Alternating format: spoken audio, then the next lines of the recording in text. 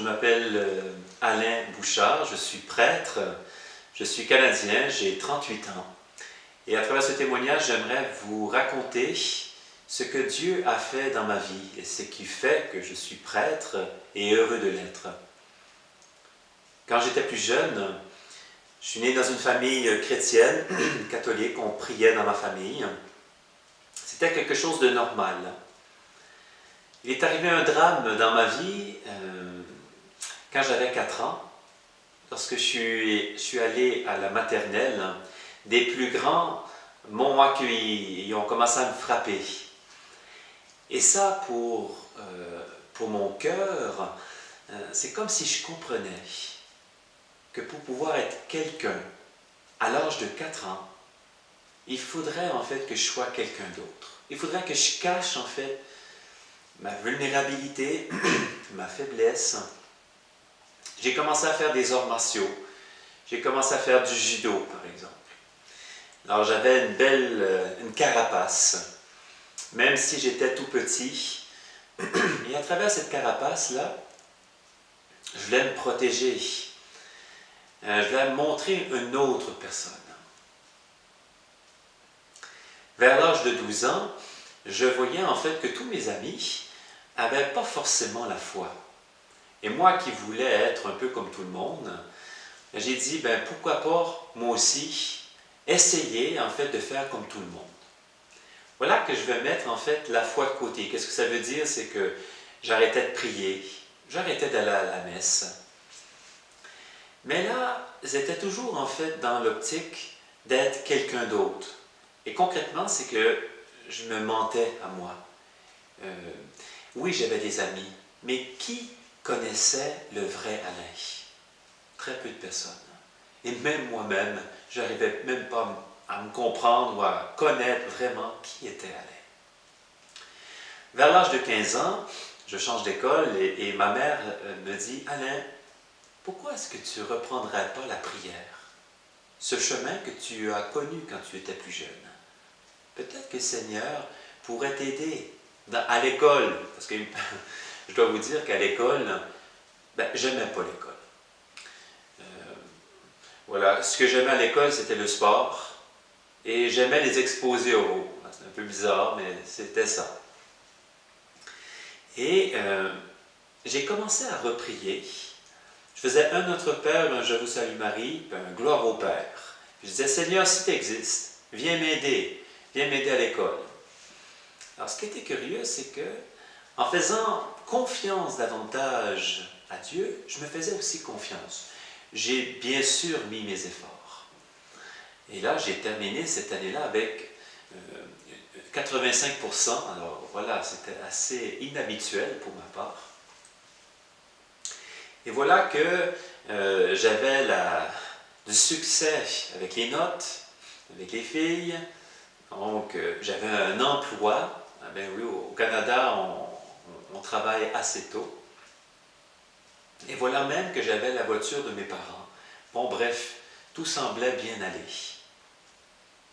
Donc voilà que j'ai recommencé en fait à faire la fête. Et oui, parce que je ne vous ai pas dit ça, mais de 12 ans à 16 ans, je faisais la fête, beaucoup la fête.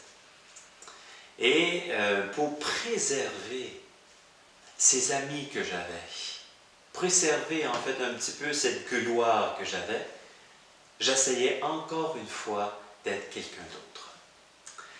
À la dernière année, l'année du bac, voilà qu'il fallait que je me décide donc où j'irais étudier après, donc à l'université.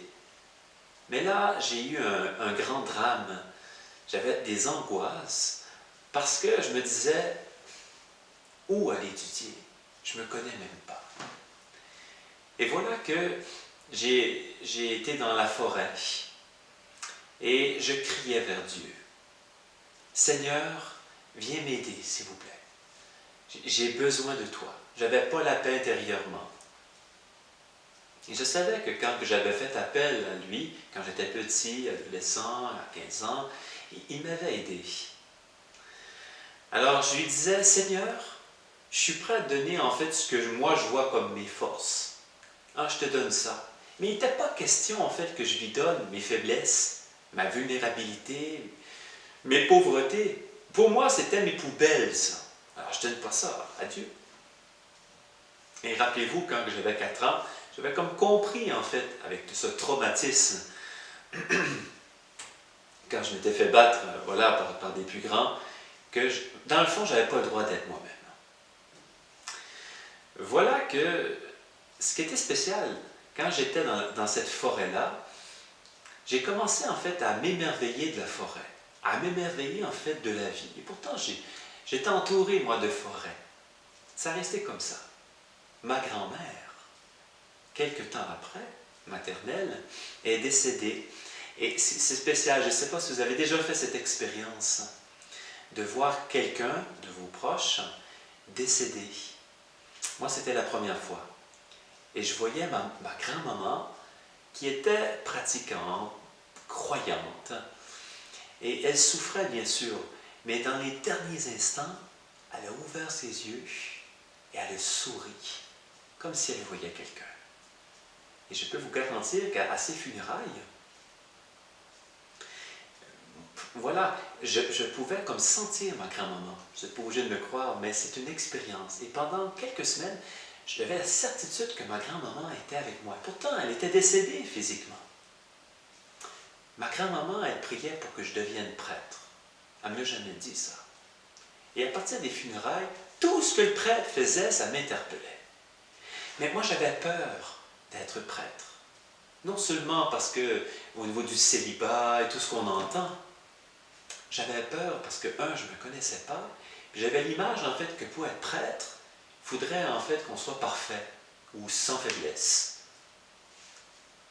Voilà que le 23 décembre 1997, à 9h30, donc j'étais en fait dans une église. J'étais avec ma communauté, donc ce qui va devenir ma communauté, la famille Marie-Jeunesse. Et voilà que dans mon cœur, c'est pas une voix que j'ai entendue, mais dans mon cœur, c'est comme si le Seigneur me disait, Alain, tu m'as jamais donné tes faiblesses. Tu sais, tous ces mensonges, toute cette personnalité autre, moi ce que je veux, c'est toi.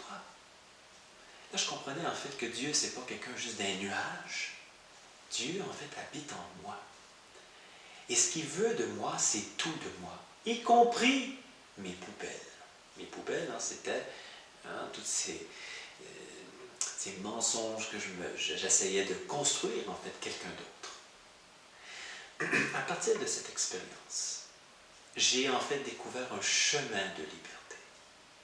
Jésus, en fait, le plus grand cadeau en fait qu'il m'a offert, c'est d'être de plus en plus moi-même. Alors quand vous qui me regardez, je peux vous assurer que c'est moi. Et ça là, je pense que c'est le plus beau cadeau qu'on peut offrir au monde, c'est nous-mêmes tels que nous sommes. Bien sûr avec nos pauvretés, mais nos forces aussi. Donc pour moi, Jésus m'a rendu libre.